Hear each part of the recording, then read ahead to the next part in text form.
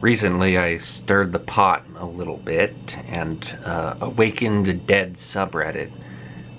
There is a podcaster named Reilly, who's one of my favorite podcasters. In fact, he's the first podcaster I ever listened to, going all the way back to when I was probably 12 years old at the latest. But I've been listening to his stuff on and off over the years. I always like coming back and hearing him talk. And I've been listening again to his stuff lately. He has a couple of shows that I really like going back to a lot these days. One of them is about 20th century history. It's called the Cold War podcast. And another one is called the Bullshit Filter, which is about modern geopolitical news.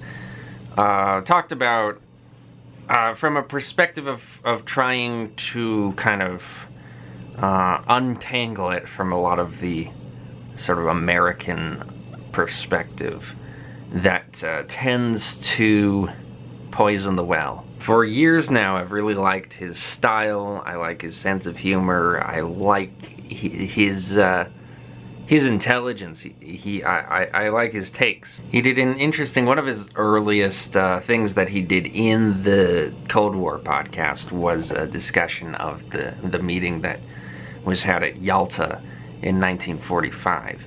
And in it, he talks a lot about Stalin and Stalin's geopolitical strategy and his desires in creating what became the Eastern Bloc region of countries. And what I really liked about listening to his coverage of this is that he really tries to put it in perspective how reasonable a lot of Stalin's demands are, considering the history and considering the current situation they were in and the current level of influence that he really did have as one of the most important and allied countries in the war.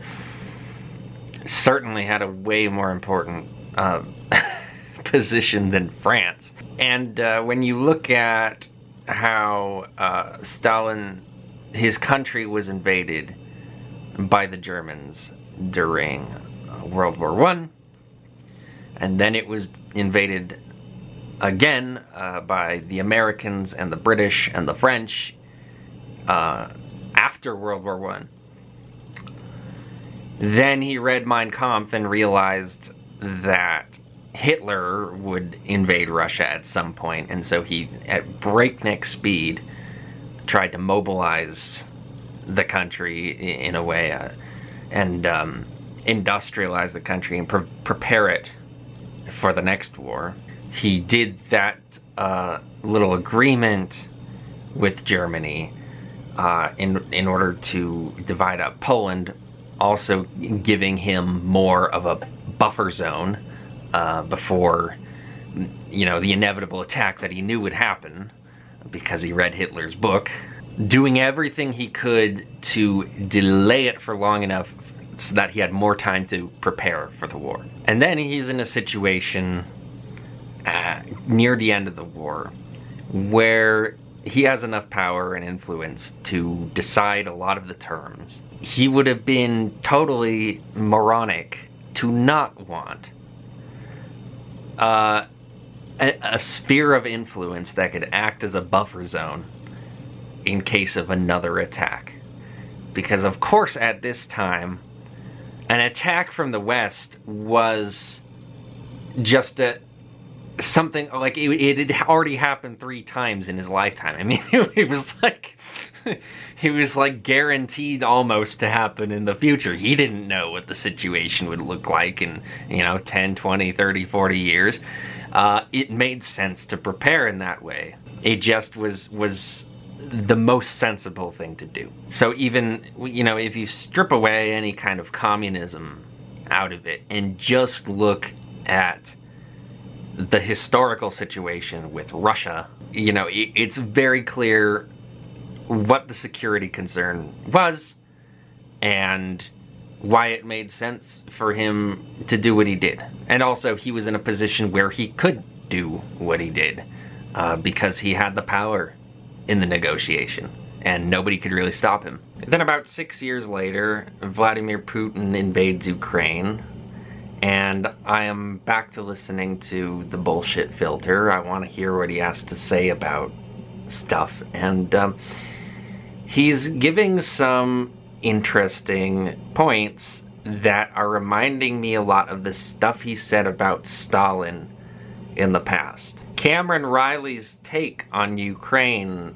always has been very much from the perspective of trying to show the other side of the situation and show how valid he believes the security concerns of Vladimir Putin are, that Vladimir Putin is expressing, and how this war in Ukraine, in Cameron's view, was largely something that could have been prevented with much more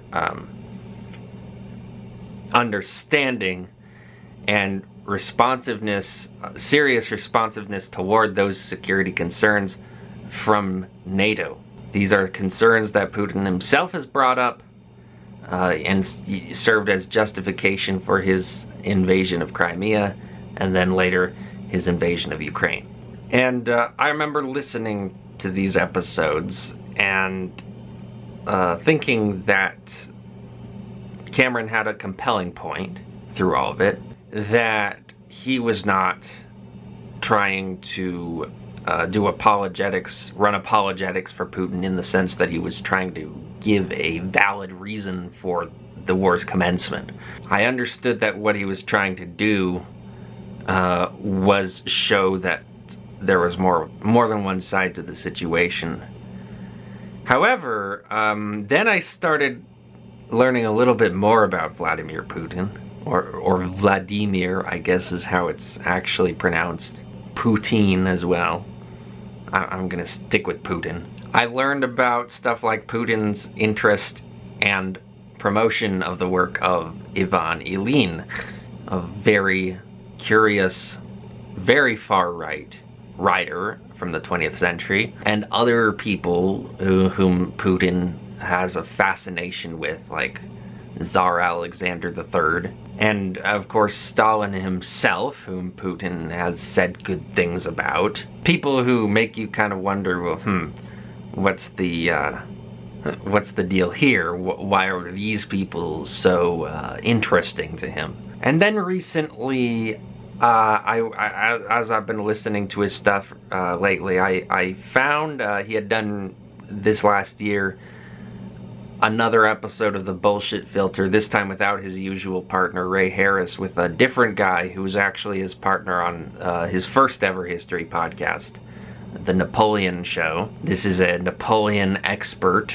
J. David Markham, and he brought J. David Markham in his old age back on the show again to just have a conversation and kind of an update that I think a lot of us have wanted over the years, because we've heard Cameron just let loose and speak his mind so much on this podcast, and he's said a lot of things about J. David Markham over the years that have made us kind of go, dude, does he really like him very much anymore? Because it seems like Markham and he disagree on certain things. But it does seem like they're still friends, and he brought him on again, and they talked, and it was basically kind of an episode trying to clear the air about the things that they might agree or disagree on. Kind of to let us know what the deal is, like, where does Markham stand on all of this? Because we all kind of wanted to know. The old fans of the show wanted to know what the deal was, what the situation was there. And so, it's interesting because Markham, I think they talked about basically the Ukraine stuff and the Israel stuff and the Donald Trump stuff. They agreed from, I haven't listened to the whole podcast actually. Because I couldn't get through the Ukraine business. From what I understand, they might have certain disagreements about Israel. I know that Cameron Reilly is very fiercely critical of Israel. J. David Markham might have more sympathy with them. And Donald Trump, they seem to be in full agreement on. They both hate Donald Trump. But in their Ukraine conversation, they were talking, and you know, Markham was making the point about that, you know, you hear all the time, like, it's not Putin's business if Ukraine wants to join NATO. They're a sovereign nation. They have the right to decide blah, blah, blah, what treaty they want to go into. And immediately, you know, Cam is going on the same kind of stuff that he was saying before, but without really validating or acknowledging the truth in what Markham was saying. Yeah, Ukraine, by all rights, should have, you know, power over its own, you know, treaty, like peace treaty making decisions. Not that they should be able to go to war with whomever they like, but that they should be able to enter a defensive alliance with whomever they like. I think this is the valid opinion that Markham was presenting as a very, you know, firm statement of a kind of his thesis at the beginning of it. And then Cameron goes in against that a bit with his stuff that he said before on all the, you know, episodes of the bullshit filter. This stuff about Putin's security concerns and stuff about the CIA involvement in Ukrainian politics and how the CIA actually played a really important role in convincing Ukrainian public opinion to switch to being pro-NATO when before they were anti-NATO with American propaganda that was funneled into Ukraine. He talked about that. And I started to think something about this just feels a little bit too much. Like he was pushing too much to show the Russian perspective at the expense of even just validating what J. David Markham was saying, which I thought was a totally sensible, you know, position against Russia. And it happens that around this time, I also had binged, I mean, I seriously binged watched until 4 a.m. A lot of videos by a creator named Vlad Vexler, who is a former Soviet citizen who lives in Great Britain and makes a lot of videos about how much he hates Vladimir Putin, and a lot of videos about Russian psychology, Russian political psychology, and Vladimir Putin's psychology. And he kind of positions himself as an expert on the subject, and he talks a lot with a lot of authoritativeness about Putin himself. And I found his videos very interesting and very illuminating, because I felt like they were ostensibly about specifically Russian politics, but they had this other quality to them that felt deeper, like they were about the human experience in some way.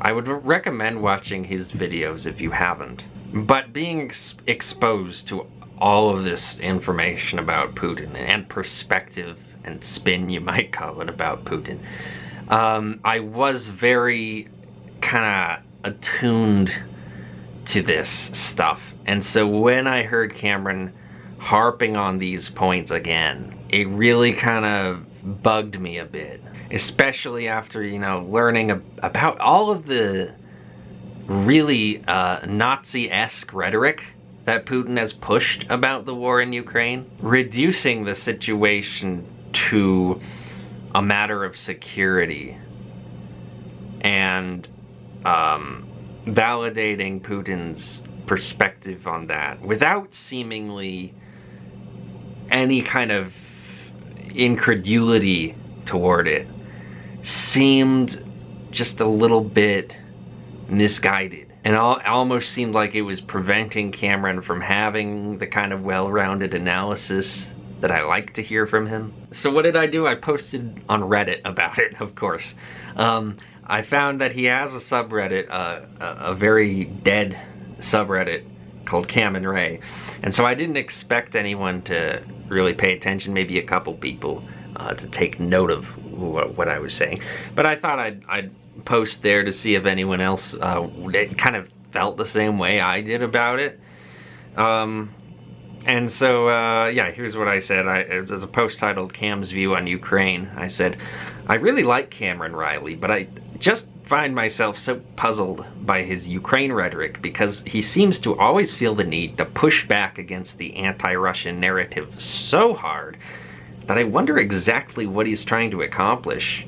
Sure, it's relevant to bring up where Putin might be referencing valid political realities relating to NATO expansion and the US involvement with Ukrainian politics as part of his propaganda, but ultimately he doesn't seem to get that that's all it is to Putin.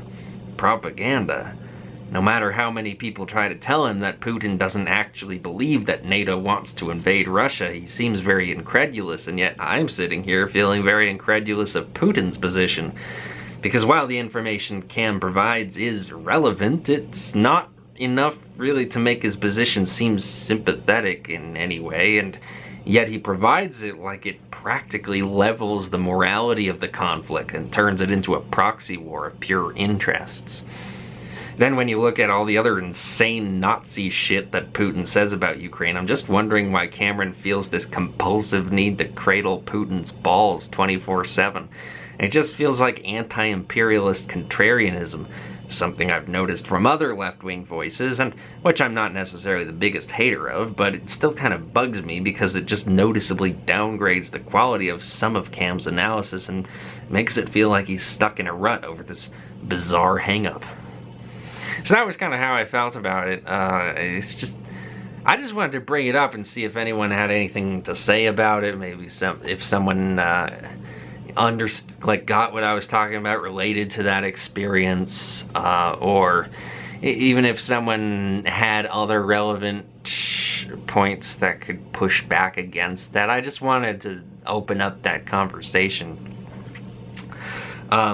And to my surprise, quite a few people did respond to that. The subreddit wasn't as dead as I assumed it was. I got like, 3 or 4, major responses from people. Responses where people went into a lot of detail about their thoughts about it, and everyone seemed in agreement with me, actually. And then, of course, Cameron himself comes along. Now, I wasn't exactly not expecting him to come along, because I know that he's very active on social media, and he does respond to a lot of criticism. He invites criticism.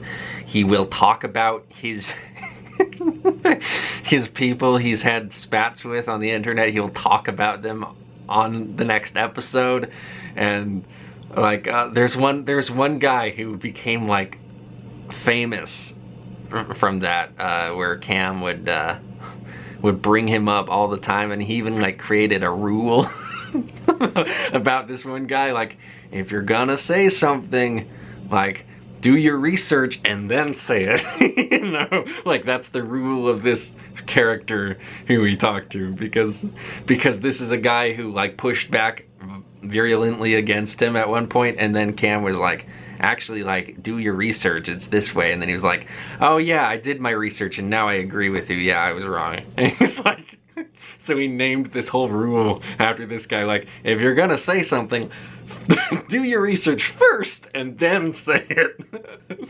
Really funny.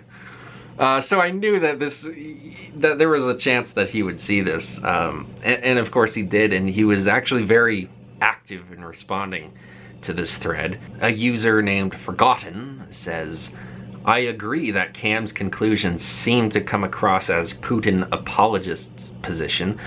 I'm not doubting the sources at all, but I disagree with the idea that somehow Putin's extreme response, that has cost hundreds of thousands of lives on both sides, has somehow been justified. Cam, you should read this. A longtime fan here feels you're drifting. You are entitled to grow and change and don't owe us anything. But there has been a very noticeable shift in tone over the last several years. I myself haven't really noticed a shift in tone, personally. I just think that this one, like, because as I said, it's very in line with the stuff that he's been doing for years, like his coverage of Stalin was very much the same as his coverage of Putin. And so I don't agree with this person, really. I don't think there's much of a change. But Cam responds, I appreciate the feedback, but again, I've never said it's justified. I'm just trying to cut through the bullshit propaganda from the Western side about Putin wanting to rebuild the Russian Empire. That's the point of the bullshit filter, to try to look at the facts and cut through the propaganda. Here's CIA Director William Burns in his memoirs from 2019. Where he made a serious strategic mistake was later in letting inertia drive us to push for NATO membership for Ukraine and Georgia, despite Russia's deep historical attachments to both states and even stronger protestations that did indelible damage and fed the appetite of a future Russian leadership for getting even. Here is Burns on PBS in 2017. He responded, Putin, in the only way I think that he knew how, and the only way he thought would work in support of Russia's interests were, if you talk about Russia's sphere of influence, Ukraine was the reddest of red lines from Putin's point of view. I'm sure in the Kremlin there were contingency plans that had already been developed for retaking Crimea. Not that I think Putin was planning on that happening at that moment in history, but you can see how quickly he came to the conclusion that Russia should attack decisively to assert its interests, and swallowing up Crimea in a blatant act of Russian aggression was the obvious conclusion for him. And then Cam says, so tell me how I'm an apologist and the director of the CIA isn't. And then Forgotten responds to him saying, I don't listen to the director of the CIA's podcasts on a nearly daily basis for the last, decade or so. I listen to you and Ray. As stated above, I don't deny the facts. I do, however, have some gripes with the fact that you're so about those facts that it feels like you minimize the nearly countless casualties in the region and the territorial integrity of Ukraine. The whole situation is as if Mexico occupied Texas due to the sheer number of people of Mexican descent there, and the USA was being coerced to simply allow it. From another overly American point of view, the separatist movements in eastern Ukraine are to be taken as seriously as that percentage of American Texans who annually cry about how much they need to leave the USA. Loud and perhaps at the point, but that doesn't mean that they just get to leave the nation. You continually cite how close Ukraine was, let us not forget, a sovereign nation, to agreeing to a deal with Russia, another sovereign nation who was under international law illegally occupying Ukrainian territory. But you seldom mention that illegal occupation. All you cite is Russia's concerns, but you seldom, if ever, mention Ukraine's concerns over its territorial integrity. This is what I mean when I talk about a change of tone. Do I deny U.S. involvement, etc., in the region, or the likelihood of U.S. involvement in regime change in Ukraine, or the bits about NATO expansion? No, I do not. Nor do I deny from the reports on the ground of my friends in Ukraine and other Eastern European countries that the average Joe in those nations do not want to kowtow to Russia, do not want to be in some kind of trading bloc with Russia, and do not want Russian hegemony in their nations. The Eastern Europeans that I talk to, which is a fairly large number for an American, want to join the EU, if anything. And not some kind of nebulous closer ties with the USA, but with their own continent. We could argue about Europe being an American proxy till the cows fart, but that certainly has changed over the last several months and is an evolving situation. I've had friends in Ukraine online, albeit, and certainly not in government, since 2018. And if anybody has talked about joining NATO, it is specifically because Russia has the capacity to do exactly what Russia has done. Illegally annex portions of Ukrainian territory, support separatist movements on another country's sovereign soil, and initiate special military operations when they don't get their way. The Eastern European nations do not want to lean east from my point of view. That point of view is of course limited by the primary sources that I find, but at least is colored by talking to actual Eastern Europeans. They do not want to participate in a Russian hegemony because their country spent 50 years doing that already and it sucked. I could honestly care less about the geopolitics or how Russia's feelings are hurt or whatever. I care about what the people in those countries want.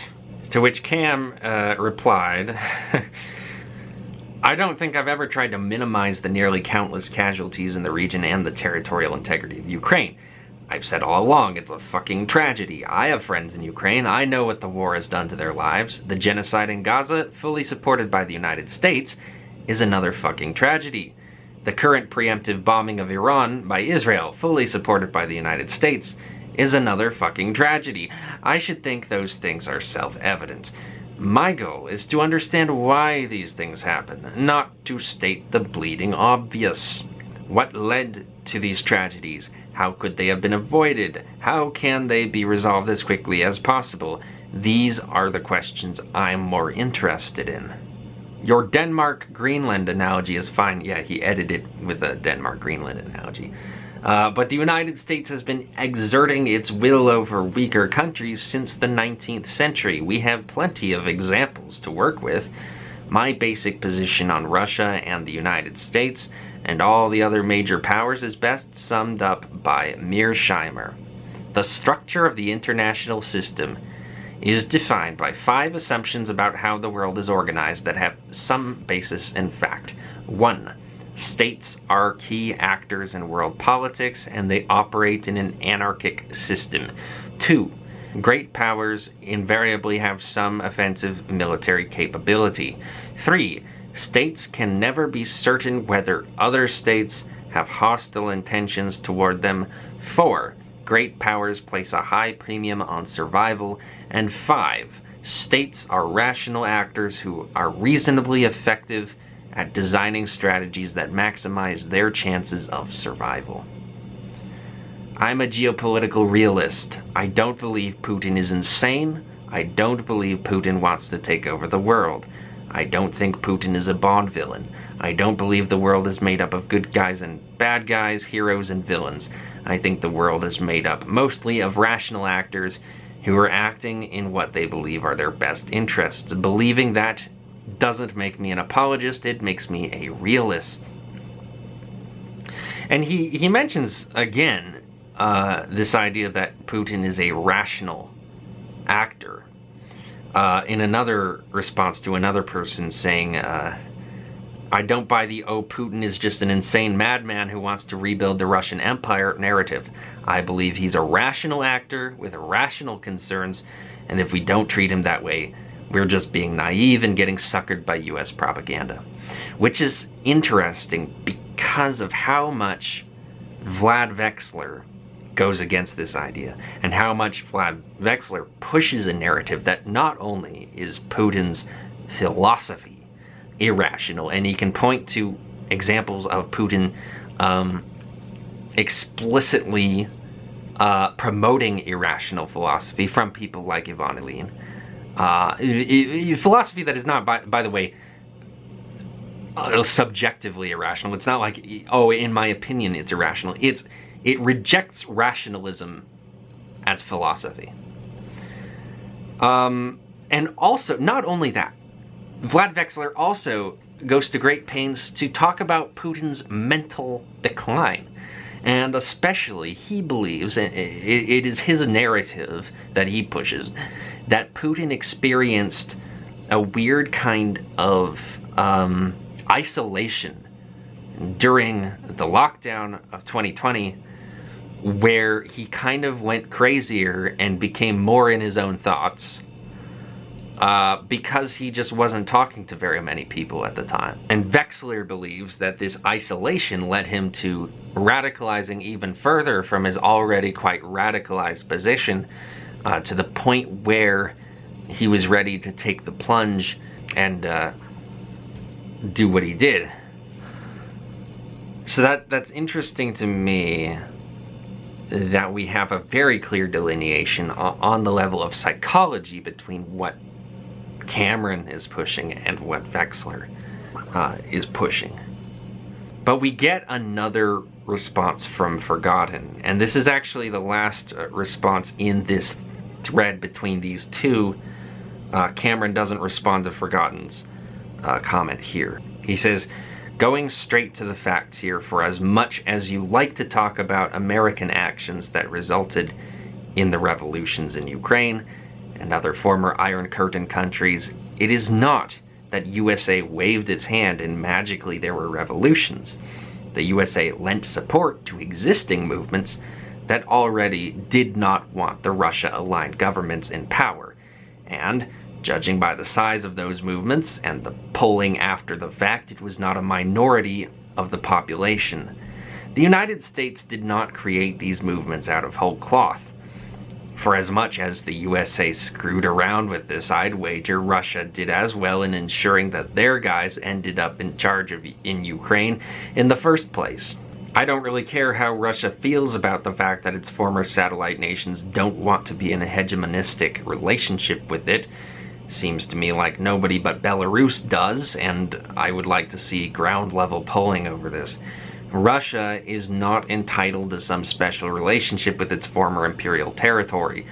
With my admittedly limited interaction with real-live Eastern Europeans, the consensus is that they want as little to do with Russia as possible, because they've already experienced generations of their country people living under Russian hegemony, regardless of the egalitarianism on paper of the USSR. It was always a Russia first club, sort of like how the UFP is a humans first organization. UFP? What is he talking about? I've never heard of that. Humans first? What? Aren't we all humans? What's going on here? Is there some intergalactic organization that I'm not aware of? As an American, I am very conversant with how shitty my own country is, and before our current regime, I would have agreed with you that governments tend to be led by rational actors.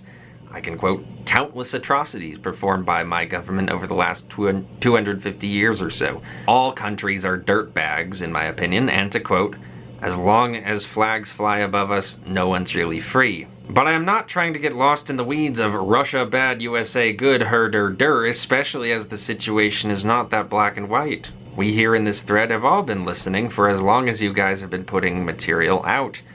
I'm only not a paid subscriber because y'all quit doing Caesar and regular updates of Bullshit Filter.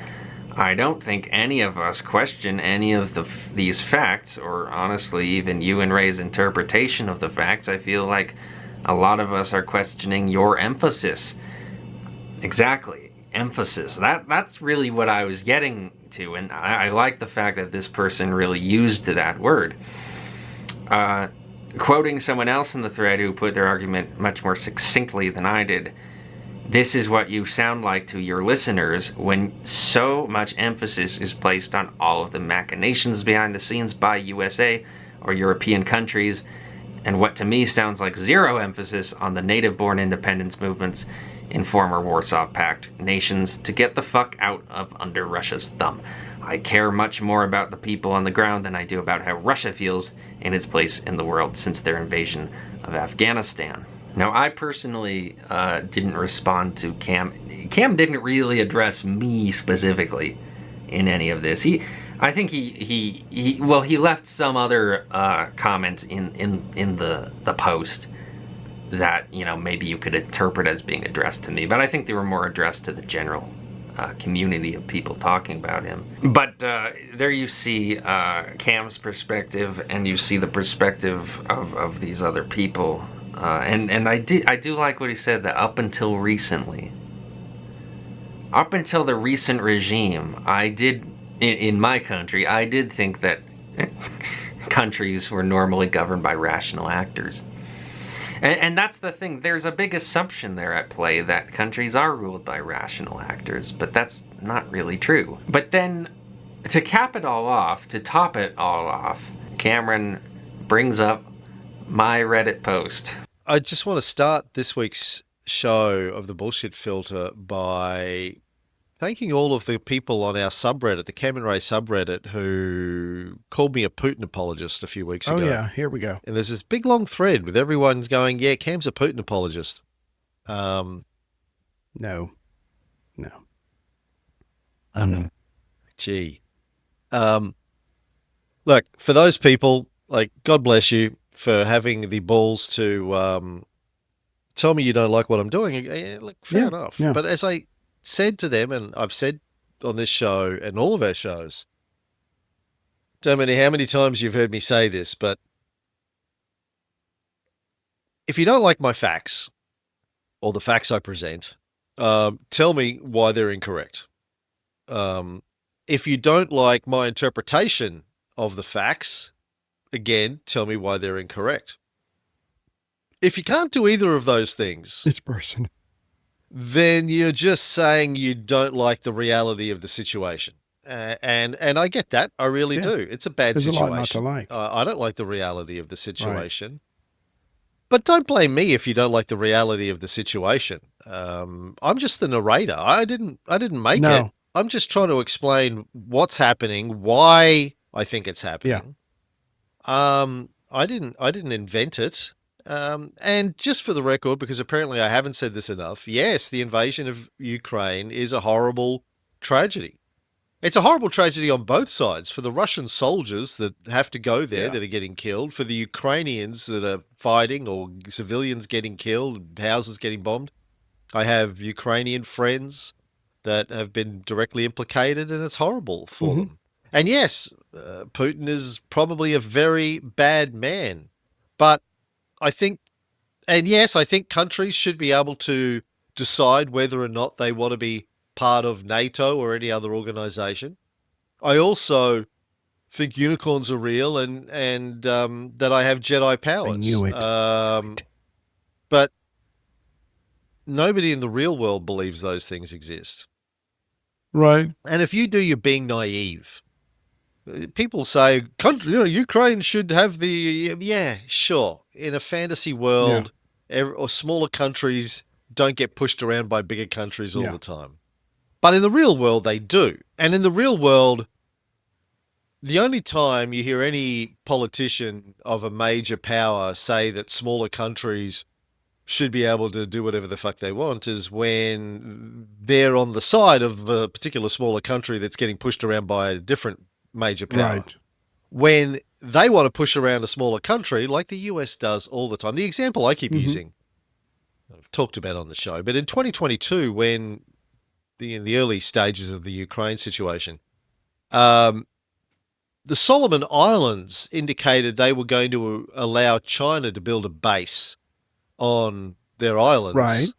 And the US threatened to invade them if they allowed it. At the same time, they were saying Ukraine should have the right to decide whether or not it wants to join NATO. The Solomon Islands apparently didn't have the right to decide whether or not it could allow China to build a base on it in the middle of the So you Pacific. do understand. Okay, well that's settled. Yeah, no, just it's our way. So and for those of you out there, Cam certainly does not worship Putin. He's too busy worshiping me. So I hope that clears everything up. No. I'm a Ray apologist. No, but seriously, if someone takes and I'm being serious here because you see this kind of stuff all the time. If I have a school of thought and somebody agrees with 95% of it, and there or whatever, most of it, and there's one part that they don't because their opinion or their point of view or their worldview or whatever differs. It doesn't mean that we don't agree on a lot of things, or it doesn't suddenly invalidate the majority of what I think that you agree with or that you like. You see this kind of thing all the time. It's like some people get so caught up in everything has to be perfect. Everything has to align with what they think, that for them it's black and white. And as we've proven a gazillion times, which is a number during these podcasts, life is mostly gray, shades of gray, not too many blacks and whites. And it's all relative to your location, those around you, the resources, your history, and your relations with other nations. It's very complicated. Quit trying to simplify it in so many ways, and don't accept one example and, like you just said, and not accept the other. It's just, that's not the way the world works. And I'm off my soapbox now. It just drives me crazy when everybody wants everything to conform to the way they see the world. Didn't understand anything you just said, but okay. But you worship me, so the bottom line with the Putin Ukraine thing that I've been trying to communicate to people for the last couple of years, and apparently I'm doing a bad job because they're not getting it still, is The leaders in the West knew that Ukraine in NATO was the reddest of red lines for not just Putin, but everyone in Russia. They saw it as an existential threat. Right. Whether or not you believe Ukraine should be able to do that or not, point is, Russians felt very, very threatened by the idea of enemy bases on their border in Who Ukraine. wouldn't? And even and everyone in senior political military circles in the West knew that if that were to happen, and by NATO bases, I mean, even if it's NATO light, Yeah.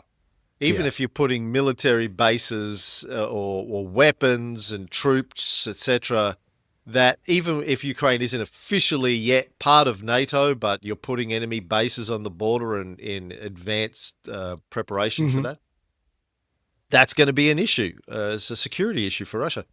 And I kept saying in this Reddit thread where people were getting stuck into me, but Joe Biden's director of the CIA, Bill Burns himself, had been saying for decades, because he was a diplomat, US diplomat in Russia before he ended up as the director of the CIA. We have memos that WikiLeaks leaked, memos that he wrote back to people like Condoleezza Rice in the 2000s, saying that from all of the discussions that he'd had with all sorts of people in Russia over many, many years, Ukraine, NATO, reddest of red lines that they absolutely saw as an existential threat and would not tolerate. So everyone knew that, and yet they pushed Ukraine into that direction anyway, and eventually Russia did what everyone knew it was going to do, it pushed back. So, I'm not saying it's good or bad, they should, they shouldn't, whatever. I'm saying that everyone knew that would happen, that 1 + 1 was going to equal 2, but they kept adding 1 to 1 anyway, and so the chips fell where they knew they were going to fall. So there you have it. Cameron Reilly has not backed down on his position at all. He's firm in that he was correct in his analysis and has done no wrong in seeming like a Putin apologist to many, although I've never really considered him one myself. But this is where I turn it over to you. What do you think? Do you think that Cam has a point? I think he has a point. Do you think that Cam is maybe leaning too hard into his point at the expense of other things that also matter? That was kind of my impression that led me to make this post. And what do you think about Vlad Vexler? Do you think he's right about this idea that Putin is a madman or becoming more mad as the years go by? Do you think that all of the Nazi rhetoric that Putin pushes about Ukraine really represents his genuine feelings, or do you think his genuine feelings are more security focused? Or do you think any of it is genuine at all? Do you think that there's a third motivation? It would be interesting to hear thoughts about this. Certainly, I think we have two narratives being pushed right now from Vlad Vexler and Cameron Reilly. Two creators whom I really like, but their perspectives are very opposite each other. And so I would like some discussion about this. Trying to take both perspectives into account as best as possible, without sort of, being too biased in favor of one or the other. I would recommend watching Vlad Vexler's videos, but I would also recommend checking out some of Cam's stuff on Ukraine, the special military operation from when it was all going down. That you can find that, I think, probably on the Bullshit Filter archive, if it hasn't been paywall gated yet, which maybe it has. And also, this stuff might be paywall gated, although I think he tends to kind of ungate some of his old content. So at this point, the early Cold War stuff might be ungated. Look at the stuff he was saying toward the beginning of the Cold War podcast about the Yalta Conference, because you'll hear a lot of talk about Stalin and kind of running defense for Stalin a bit. I'd like to hear what you think, and also like really take account of the whole Orange Revolution and the U.S. involvement in all of that, and the fact that there's tapes of important like U.S. foreign ministers and whatever like discussing their kind of plot to influence Ukraine, stuff like that. And what Cam has said about, you know, the CIA director and the reddest of red lines and how important that is. Look at all of that and tell me what you think.